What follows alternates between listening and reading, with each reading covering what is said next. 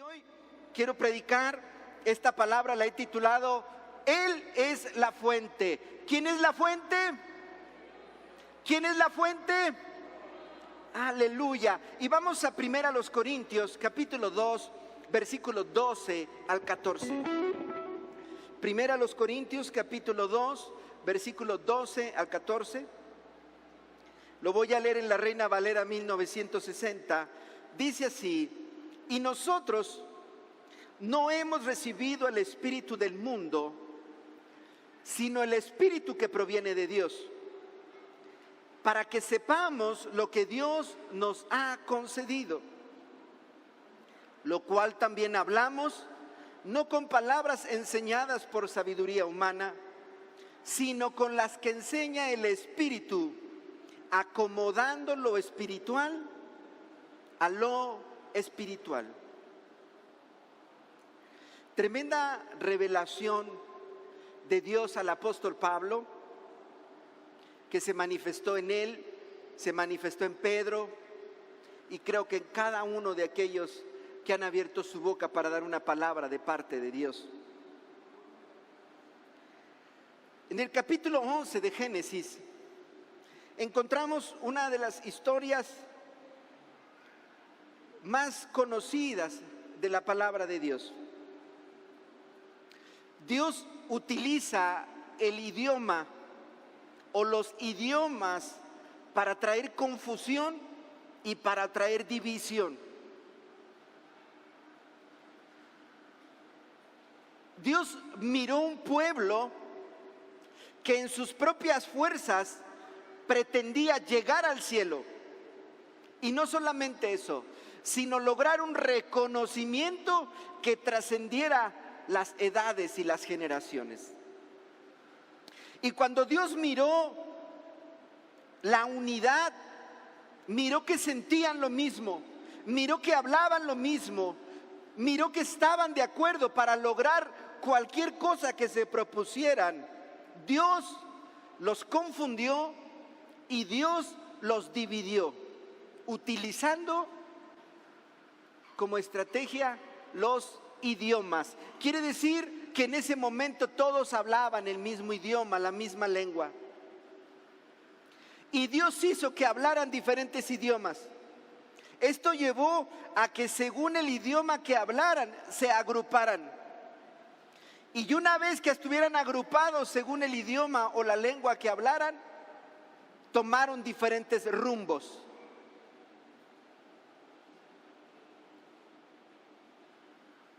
Y quiero decirles que tenemos un llamado de Dios como iglesia a la unidad. Hoy aquí creo que todos los que estamos reunidos hablamos el idioma español.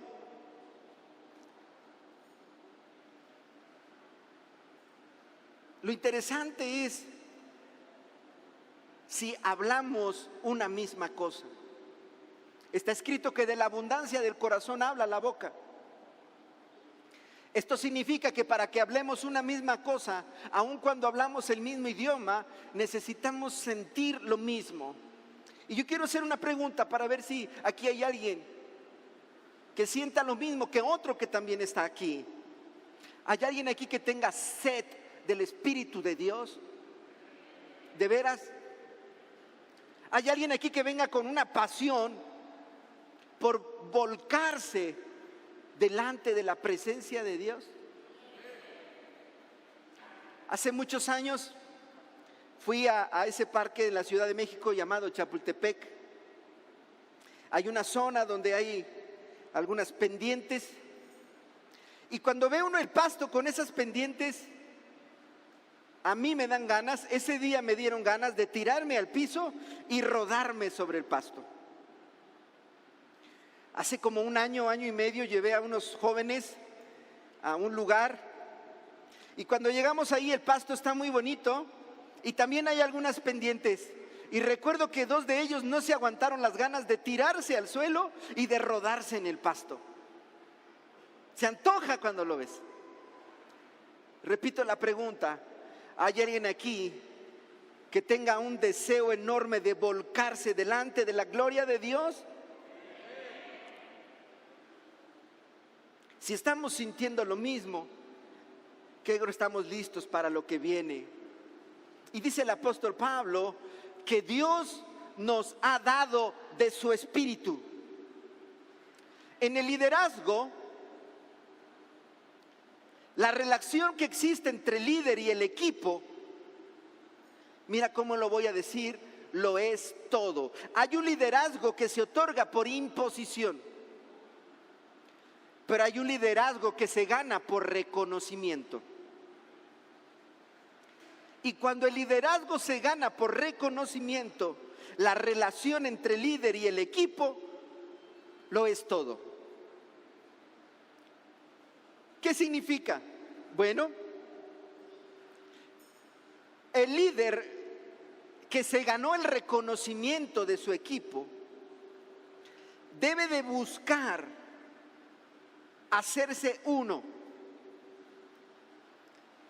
Debe de buscar que cada día sean más las cosas que son comunes a ellos. En lo natural, esto es complicado. Hay una frase que quizás ustedes han escuchado que dice: cada cabeza es un mundo. Cada quien tiene sus propios intereses.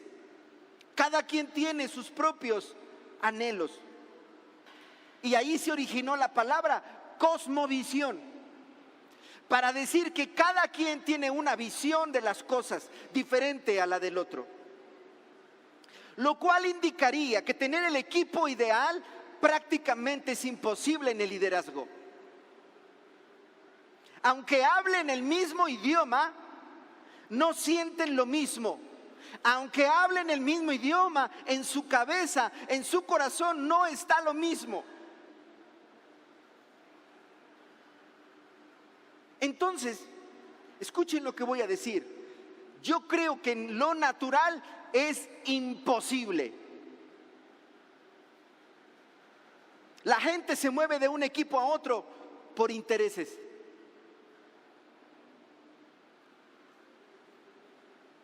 Tener un equipo, un liderazgo, solamente se puede en el terreno espiritual. Y aquí hay hombres, miren, yo quiero retar, si aquí hay alguien que sea supervisor de área, si aquí hay alguien que tenga un equipo de gente bajo su autoridad, administrativa o en el área de producción, si el Espíritu de Dios está en ti y eres un hombre, una mujer de fe, tú puedes llevar este principio. Y créemelo, que te vas a hacer indispensable como José, te vas a hacer indispensable como Daniel, te vas a hacer indispensable como David. El problema es que los cristianos no vivimos en el Espíritu.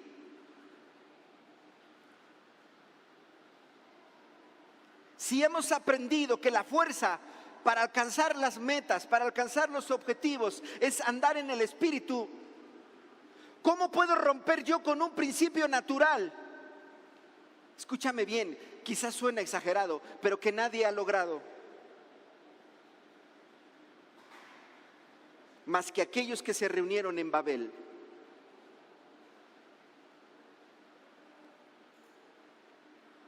En Números capítulo 11, versículo 17.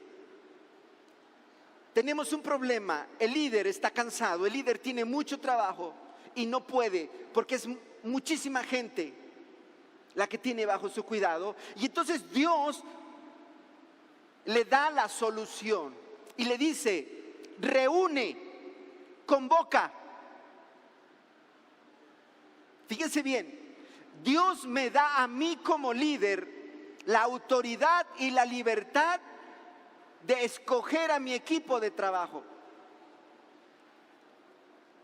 El apóstol Pablo, en su carta a Timoteo, a Tito, dice algunas características que los líderes debemos de buscar en aquellos que vamos a traer a nuestro equipo. Sean llenos del Espíritu Santo, hombres de buen testimonio, maridos de una sola mujer, que gobiernen bien su casa, etcétera, etcétera, etcétera. Dios no le da cualidades aquí a Moisés, pero por la relación que tenían, por el antecedente que hay en los libros anteriores, podemos interpretar que aunque no esté escrito aquí, Moisés ya sabía. Y creo que respetando esas cualidades, Moisés convocó hombres para que le ayudaran a gobernar, para que le ayudaran a administrar. Pero escúchame bien, tú puedes llamar a alguien que se asocie contigo, tú puedes llamar a alguien que trabaje contigo, tú puedes estar en la empresa y decirte: tenemos 10 gentes que van a estar bajo tu autoridad, son tu equipo. El problema que todos van a tener todos los días es que el líder dice una cosa y el equipo hace otra cosa. A veces tienes que hablarles mucho para tratar de convencerlos, y al final hacen lo que ellos quieren, porque cada cabeza es un mundo, porque cada uno tiene una cosmovisión de las cosas. ¿Cuál es la solución? Mira lo que le dijo Dios: reúnelos, y cuando estén juntos, yo voy a platicar primero contigo. Digan conmigo: la oración del líder es primero y es poderosa. Los líderes tenemos un compromiso a tener comunión con Dios, antes que nada. Y entonces le dice Dios: yo voy a descender y voy a tomar del espíritu que está en ti y lo voy a poner en tu equipo. Lo que no se puede lograr en lo natural, lo podemos conquistar en lo espiritual. Voy a tomar de tu espíritu. Miren cómo lo voy a parafrasear: voy a tomar de mi espíritu que puse en ti, que nos puso de acuerdo a ti y a mí, y ese mismo espíritu lo voy a poner en ellos para que hablamos, sintamos y pensemos una misma cosa. Hablar, pensar, sentir una misma cosa, tener una misma motivación, tiene como causa tener el mismo espíritu. Pero tener el mismo espíritu no es algo que tú vas a lograr convenciendo a la gente. En lo natural es imposible.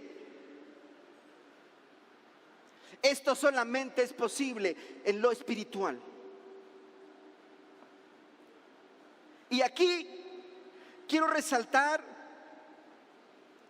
un verbo que aparece en el versículo 12, el verbo recibido. El verbo recibido resalta el momento en el que los discípulos, ahora apóstoles, fueron llenos del Espíritu Santo por primera vez.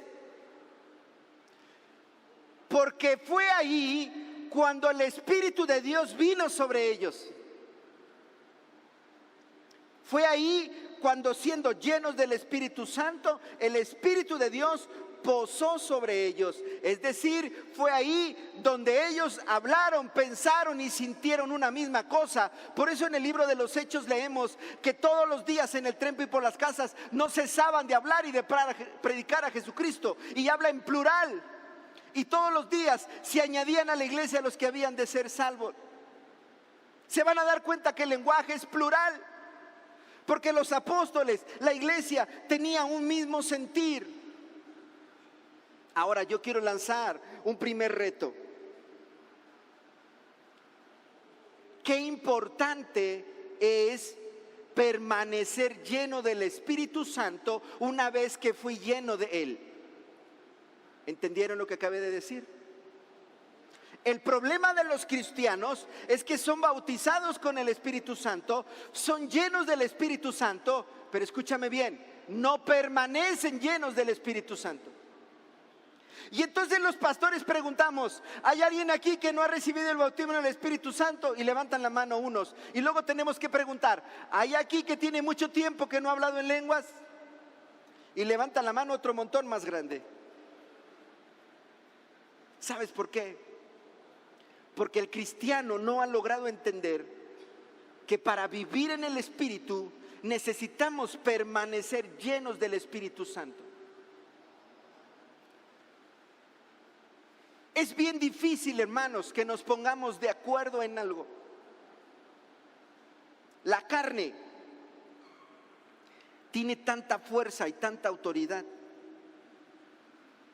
que rápidamente produce contienda. Solamente estando llenos del Espíritu de Dios, vamos a hablar, vamos a pensar, vamos a sentir una misma cosa y vamos a tener una misma necesidad. ¿Para qué Dios nos dio de su Espíritu? ¿Para qué? Y entonces el apóstol Pablo, ahí mismo en el versículo 12,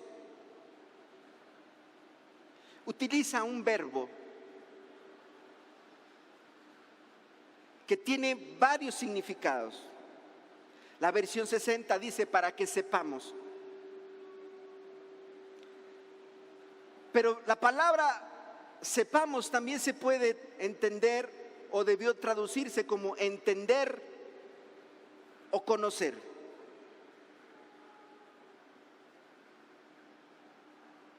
Y aquí nos vamos a dar cuenta que el primer verbo, saber, se refiere al conocimiento, le voy a llamar así, innato, el conocimiento que hemos adquirido.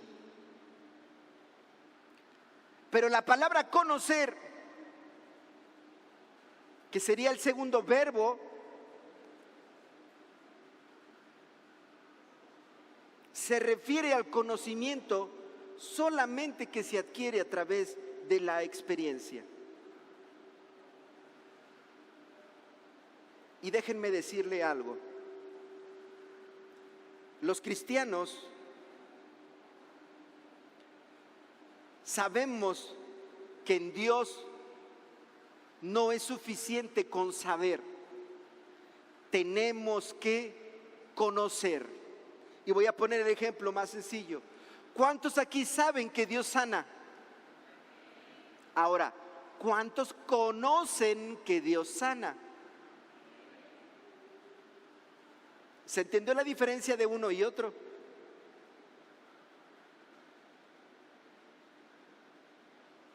Job dijo, de oídas te había oído. Yo sabía que tú sanas. Pero ahora que estuve enfermo, ahora que sentí la muerte y el Seol acariciarme, conocí que tú sanas. Ahora no solamente sé que sanas, ahora también conozco que sanas. Entonces el apóstol Pablo dice que necesitamos al Espíritu Santo, que nos fue dado el Espíritu Santo para saber y conocer.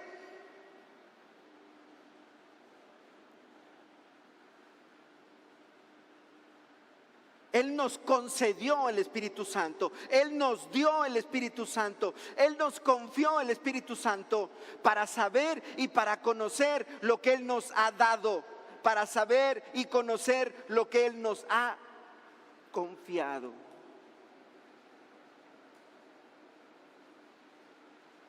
Me llama la atención cuando veo productos que venden y uno lo ve viejo y feo. Y preguntas por él y tiene un costo muy alto. Y el vendedor te dice, si es de madera, es que es caoba filipina de no sé de dónde. Y uno le hace, no, pues sí, pero está re feo. Y de repente alguien dice, vendo esto, y luego pone entre paréntesis, solo conocedores. Yo quiero hacerles una pregunta. Y quiero que sean honestos. ¿Ustedes saben lo que hay dentro de ustedes?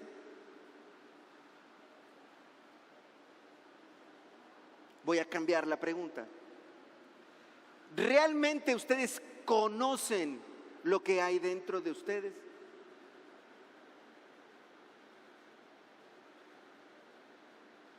Sin que ustedes me respondan, yo voy a responder y la respuesta es no.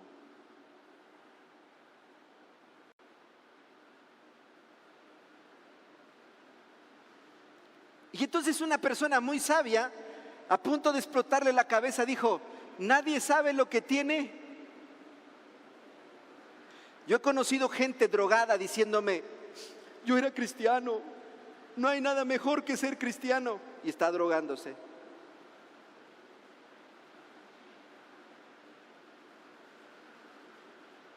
Iglesia, ¿sabes lo que hay dentro de ti? Jesús ascendió al cielo para que el Consolador fuera enviado a la tierra. Cuando tú eres bautizado con el Espíritu Santo, cuando tú eres lleno del Espíritu Santo, dice el apóstol Pablo, versículo 12, Dios te ha dado, lo voy a parafrasear así ahora, de su misma esencia. Dios ha puesto en ti de su Espíritu. ¿Para qué? Para enseñarte todas las cosas y recordarte la palabra de Dios. ¿Para qué ha puesto Dios en ti de su esencia? Para guiarte a toda verdad, haciéndote saber las cosas que han de venir.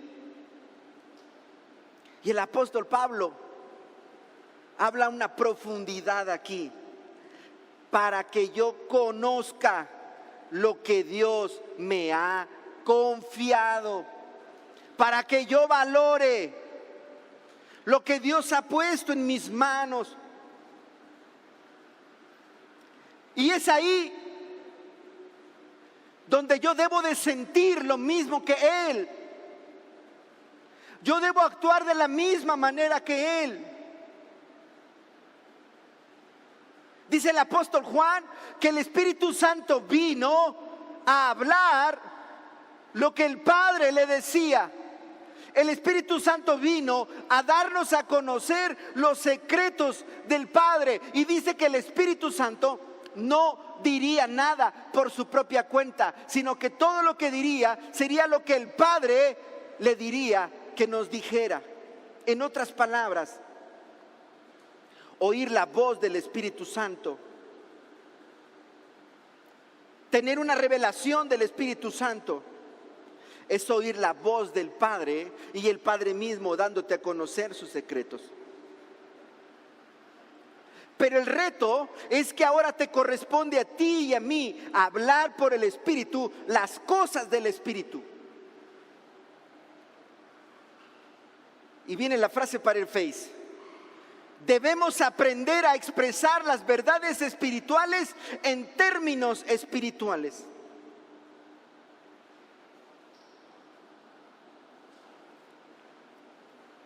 En otras palabras, en el cristianismo también hay tecnicismos. Si tú no conoces los tecnicismos del Espíritu Santo, tú eres un mundano.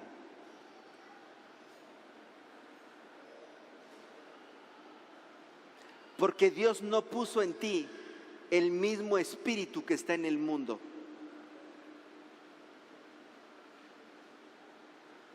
Si tú no conoces los tecnicismos del reino de Dios, tú tienes el mismo espíritu que está en el mundo.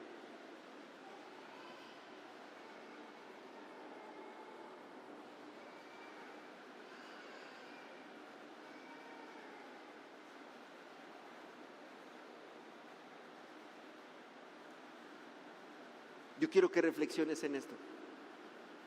¿Entiendes el lenguaje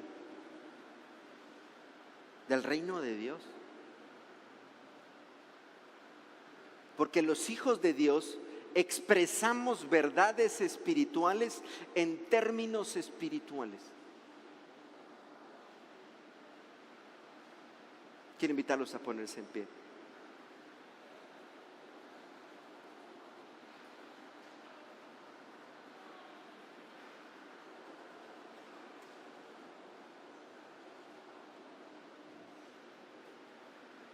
Puedes levantar tu mano al cielo. Derecha. Puedes moverla así.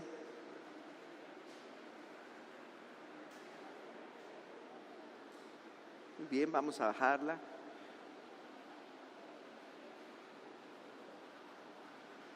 Una verdad del cielo, una verdad del reino de Dios,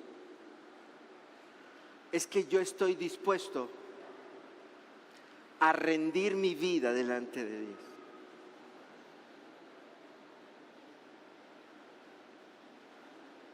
Y rendir mi vida delante de Dios significa: Dios, estoy dispuesto para que hagas tu voluntad en mi vida. Hace algunos años estábamos en una reunión de domingo y Dios empezó a dar palabra profética por alguien. Y en eso dice el Señor así: es tiempo de levantar pendón.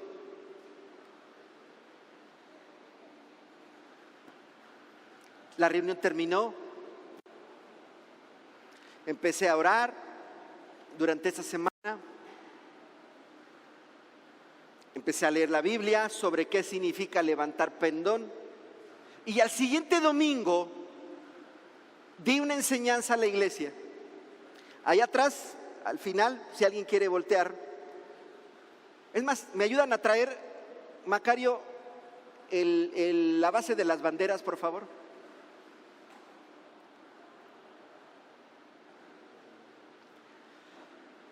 Empecé a predicar ese domingo siguiente y les dije: hermanos, el Espíritu Santo nos habló y nos dijo: es tiempo de levantar pendón.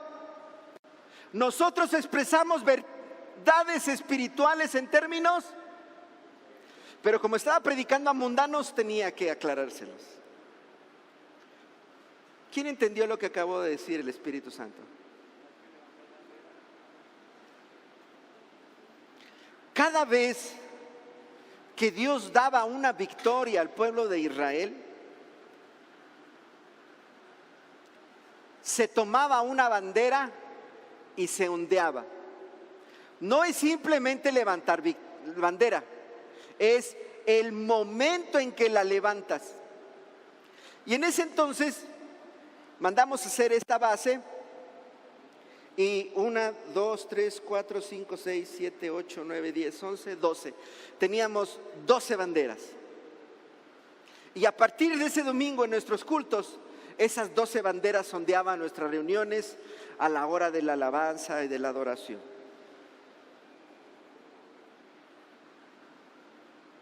Es tiempo de levantar pendón. ¿Sabes qué nos estaba diciendo el Señor?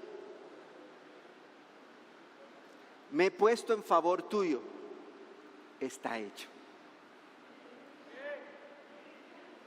Hoy no vamos a ondear banderas, porque hay hombres y mujeres del reino de Dios aquí que entienden verdades espirituales expresadas espiritualmente. ¿Sí? ¿Me ayudan a hacerlo un poquito más hacia allá, por favor? ¿Están listos? ¿Están listos? ¿Me pasas el aceite, por favor?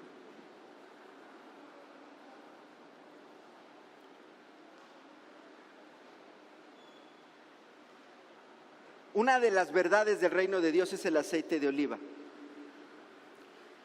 El aceite de oliva representa al Espíritu Santo. En la Biblia vamos a encontrar los siguientes usos. Cuando el sacerdote o alguien iba a ser dedicado al ministerio, como el rey, como el sacerdote, como el profeta, era ungido con aceite, ¿verdad? Aceite llamado como aceite de la santa unción. En el Nuevo Testamento, una vez que la iglesia fue llena del Espíritu Santo y que se cumplió la palabra del Señor: pondrán mis manos sobre los enfermos y estos sanarán, se dijo: si alguien está enfermo, llame a alguno de los líderes de la iglesia para que le unjan con aceite. Pero en la Biblia encontramos una parábola de un hombre que habían golpeado, que habían asaltado, y llegó alguien que hizo misericordia. Dice que sacó aceite y que untó aceite sobre sus heridas. Se ha comprobado que el aceite tiene algunos efectos curativos en la piel. El Espíritu Santo, simbolizado a través del aceite, Manifiesta la unción para alguien que es apartado, pero también manifiesta el poder del Señor. Yo quiero traer una verdad del reino de Dios a esta casa en este momento. Y quiero ungir con aceite.